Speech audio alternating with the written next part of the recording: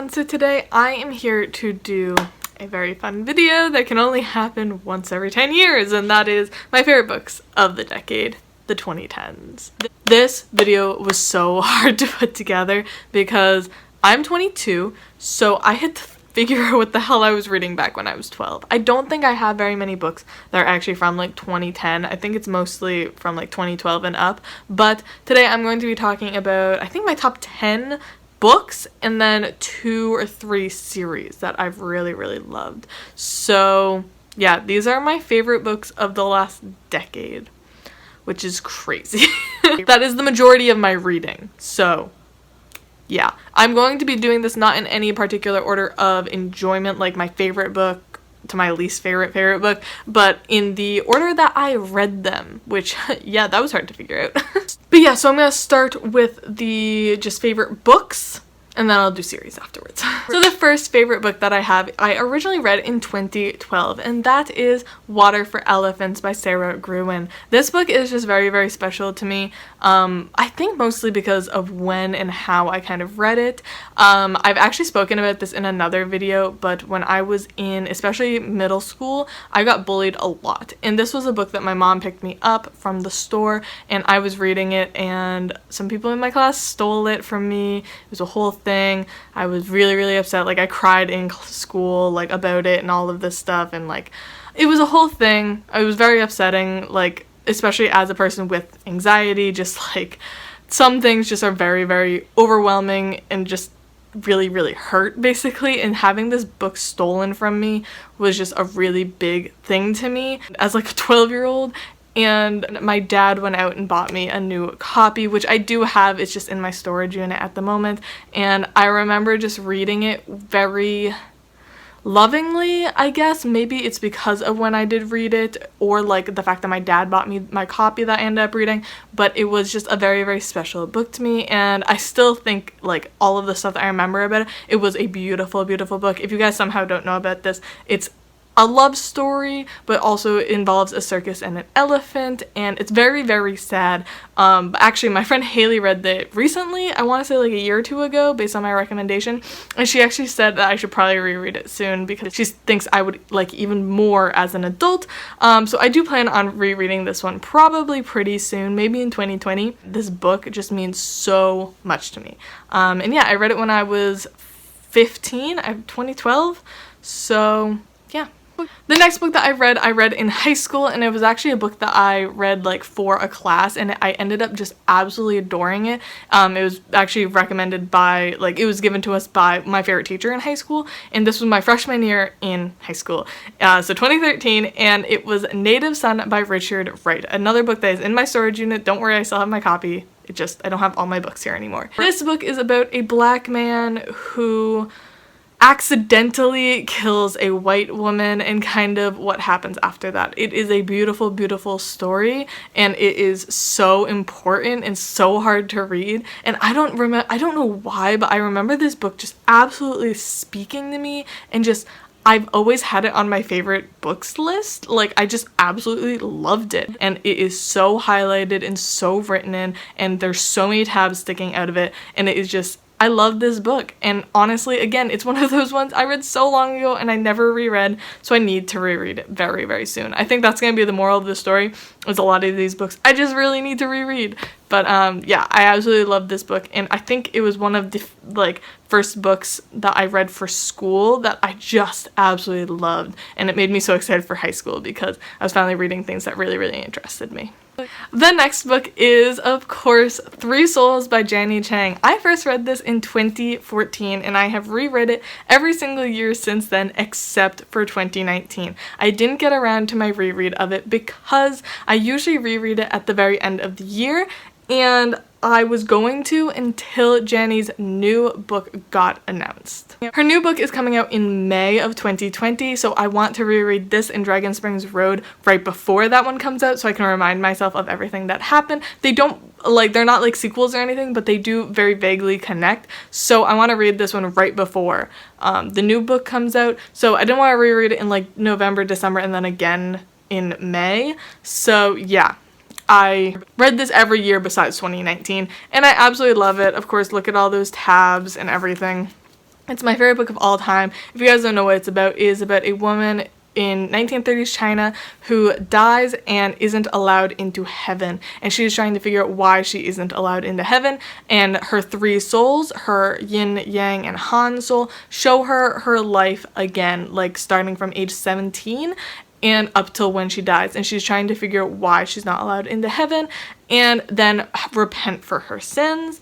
And it is just so special, and it becomes more and more special every single time I read it. I feel like you grow with Lei-yin, especially like I read this book when I was 2014, so I was like 16, 17, so I was the same age as Lei-yin at the beginning of this novel, and now every single time I read it, I relate to a different part of Lei-yin's story, and I'm actually really, really excited to read it again because I think I know what part I'm going to finally relate to, which is the one that I've never been able to before, and I'm really excited to see that because it's just such a special book, and again, it is just one that I can relate to every single time I read it, and it's just such a special book to me, and I did read it for the first time ever in 2014.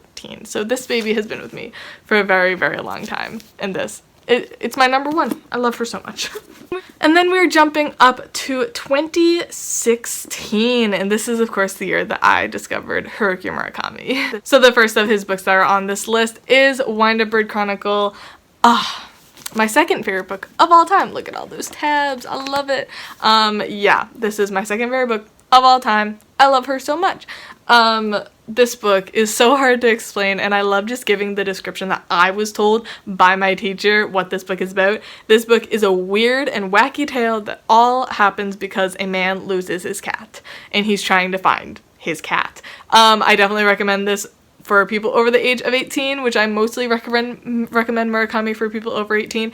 But yeah, I love this book so much, and it is so special to me, and it also got me on my kick of Murakami, which literally like changed my life and changed my reading life.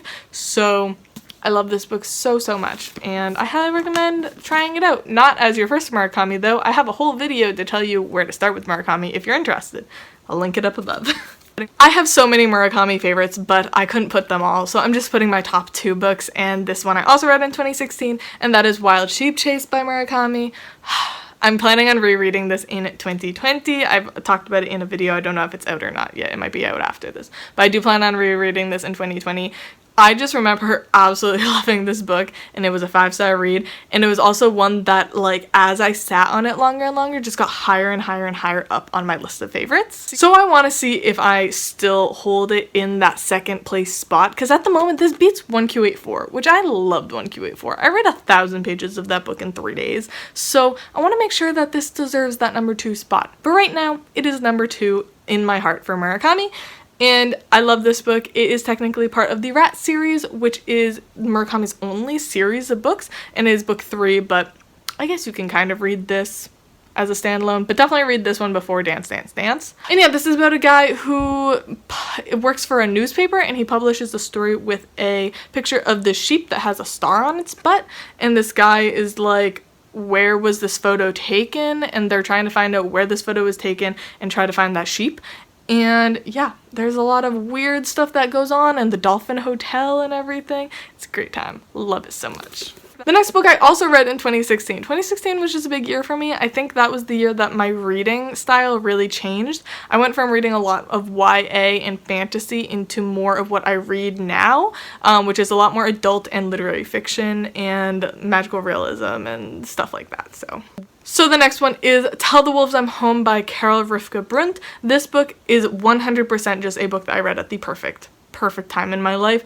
This is about a little girl who her favorite uncle, her favorite person in the world, dies of AIDS. And it's in the 1960s or 70s, I want to say, like during the whole AIDS epidemic. And it's kind of about how she deals with that and her family repercussions, but also about her life and how she's a little bit weird for her age. I want to say she's like early teens, and how this character is totally asexual. It's never mentioned on page, but just the way she's described, she's very much on the ace spectrum.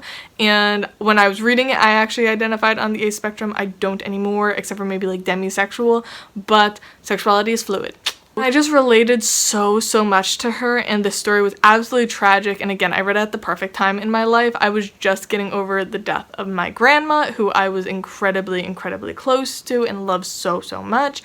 And I loved this book so much. It was definitely perfect for when I read it. Okay, so the next one I'm kind of cheating because I mostly mean this entire author, but I'm just gonna hold up one of his books. But I loved so many of his books in the last decade, and that is Blake Crouch. So this is Dark Matter, which I read in 2017 and just kicked off my love of Blake Crouch. This book he writes basically sci-fi thrillers, and they're amazing. This book is basically about a man, a husband, a father who gets like hit on the head, and then when he wakes up he's in like a parallel universe and he doesn't know like who he is or anything, and his life is completely different, and kind of about him trying to figure out what the hell's going on and also how to get back to his real family. And it is so good. I loved it so much. And again, this kicked off my love of Blake Crouch. I also read Recursion, which is right over here, and his Pine series. All of those books are some of my favorite books ever, but Dark Matter I'm going to put on this list because it is the one that kicked me off for Blake Crouch and definitely is my favorite of his. But I love Blake Crouch so much. He has such amazing, fun books. He is where I go for my entertainment because he's not the best writer and definitely not like super literary and shit, but I absolutely love his books every single time I read them. I'm so entertained. So I found him this decade, and he definitely became one of my favorite authors of all time. And now we are on to 2018, which I have two books from. So the first one is Battle Royale by Kushin Takami. This was one of my favorite books of 2018. This and like number one on that list for 2018 were very much kind of tied. I can never pick between them which one's my actual favorite, but yeah. This is the original Hunger Games. Basically, this is what everything about like the Hunger Games and stuff kind of ripped off. This is about a group of middle school children who get kidnapped and put on an island and told to kill each other, and the one remaining person wins and gets to go back to their regular lives. And yeah, it's about like a very corrupt government because the government is the one who puts this on, so Hunger Games-esque. And then, you know, the kid at the end is just expected to go back to their regular lives like nothing happened and they didn't kill a bunch of people. But yeah, I love this book. I do really like the movie, but I prefer the book obviously because we actually get to read from basically every single kid's point of view. Like there's like 40 kids or something, and you get to read from all of their point of views. And I just absolutely love this book. It was such a ride. It was so entertaining. His writing is so fast-paced and good. If you were intimidated by this size, don't be, because it absolutely flies by. This is one that I definitely want to reread to be able to annotate and everything. But I love this book. I feel like I never shut up about this book. And my other 2018 pick is The Book of M by Peng Shepherd. I still think about this book. I read it like a year and a half ago now, and I still think about this book all the time and the ending of this book. This basically falls under that category of post-apocalyptic books when we're following a small group of survivors that I made a whole video about because it's apparently one of my favorite genres because I read from it a lot. Yeah, this is about a epidemic that people start losing their shadows, and with their shadows they lose their memories. And it's like a plague, and like, you know, the first guy it happened to they think is like a messiah or like someone sent by God because he just loses his shadow and then he starts forgetting things. And it's not really like all just, you know, I forgot my name or I forgot my best friend or something. It's also like they forget how to be human, like they forget to drink and to eat and how to survive. And it's a really interesting premise, but the ending of this book is one of my favorite endings I have ever read in my life. I remember I was listening to the ending of this book and I literally missed my bus because I was just sitting there like, what? I absolutely love this so much. It is just absolutely a ride of a book. We follow Orlando, Orly, and Max. And it's so good. The audiobook is also amazing. I highly recommend it. But yeah, if you guys haven't picked this up yet, I talk about this so often. If you haven't picked it up from me talking about it yet, you should. It's so good. And then the last book on this list is going to be my favorite book of 2019, which if you guys haven't seen that video already, go watch it so you don't get spoiled for my number one book of 2019. But it was honestly, I can't even say of course, because this was such a struggle for me to pick between 3 books, but I ultimately think I did make the right decision, and that is Imaginary Friend by Stephen Chbosky. This book, every time I talk about it, I just say I feel like Chbosky went inside my brain and in my nightmares and wrote this book for me. Like, this book, I always talk about the fact that one of the scary things, I guess, in this book that it just builds and builds and builds throughout the book is deer, which I have never met another person who is scared of deer. I am terrified of deer. It is probably my biggest phobia. Like, when I see a deer, I just fucking break down. Like, I'm terrified of deer. Like, I have absolute panic attacks when I see deer. Like, not anxiety attacks, like panic attacks, hyperventilating, freaking the fuck out. I am terrified of deer. And one of the biggest things that are like the scare tactic in this book is deer. Like, Chbosky, I swear to God, he went inside my brain and was like, what's Kate Files scared of? And then he wrote a book about it. Because the rest of this book is also just terrifying. Basically, this is about a woman, like a single mom, and her son Christopher. And Christopher disappears for a couple of days in the woods. When he comes back, he seems to be completely fine, except for the fact that he's a genius. And then Christopher also has an imaginary friend who he calls the Nice Man, and the Nice Man is telling him to build a treehouse. And he's building this treehouse. And that's literally that's all I can tell you. We follow a lot of different characters. We follow Christopher, we follow Christopher's mom, we follow a police officer, and we also follow an older man who we kind of see a background about this town, and yeah, it's amazing. The ending of this book is absolutely insane, and I love it so much.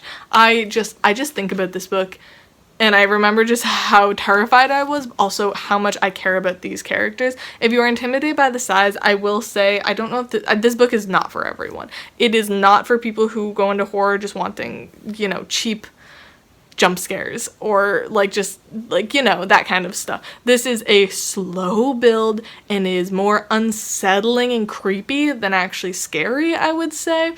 But it is probably the most suspense and tension building book I've ever read, and that is what I've discovered with my horror, is that's what I like. I don't like the actual jump scares. I like the suspense and tension building for 700 pages. That is my kind of horror. I love it.